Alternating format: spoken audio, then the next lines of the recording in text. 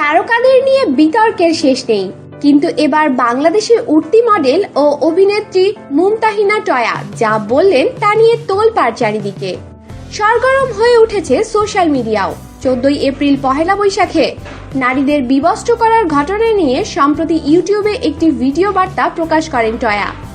ভিডিওটিতে তিনি বলেন, এখন থেকে আমি 20টি কন্ডোম রাখবো ব্যাগে, কারণ ধর্ষণ করতে এলে প্রোটেকশনের দরকার হবে।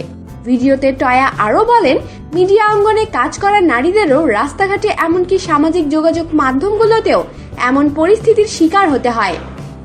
তিনি আরও বলেন, দা ছুরি বটি নিয়ে চলাফেরা করলে হয়তো 1-2 জনকে প্রতিহত করা যাবে, কিন্তু 5-10 কিংবা 20 জনকে একা প্রতিহত করা সম্ভব না। রাস্তায় তো এ ঘটনা ঘটার সময় কেউ এগিয়েও আসবে না, আর হামলাকারীরা তো নিজেরাই সংযত হয়। তাই ওই মুহূর্তে ব্যাগে কন্ডোম থাকলে হামলাকারীদের সেটি পরিয়ে পরবর্তী ঝামেলা, অনাকাঙ্ক্ষিত প্রেগন্যান্সি এড়ানোই ভালো বলে মনে করেন তিনি। ভিডিও বার্তায় তিনি আরো বলেন, লজ্জা হওয়া উচিত যে আজকে আমরা মেয়েরা এই লেভেলে এসে চিন্তা করছি। আমাদের পর্দাশীল হতে বলার আগে নিজে সংযত হতে শিখুন।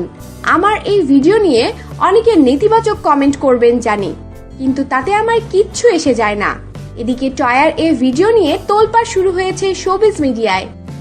সবাই বলছেন টয়া এমন অসংযত বক্তব্য দিয়েছেন শুধুমাত্র আলোচনায় আসার জন্য, কারণ পহেলা বৈশাখের ঘটনা নিয়ে অনেক তারকাই রাজপথে এবং ফেসবুকে বিভিন্নভাবে প্রতিবাদ জানিয়েছেন, কিন্তু এরকম ভাষায় কেউ কথা বলেননি।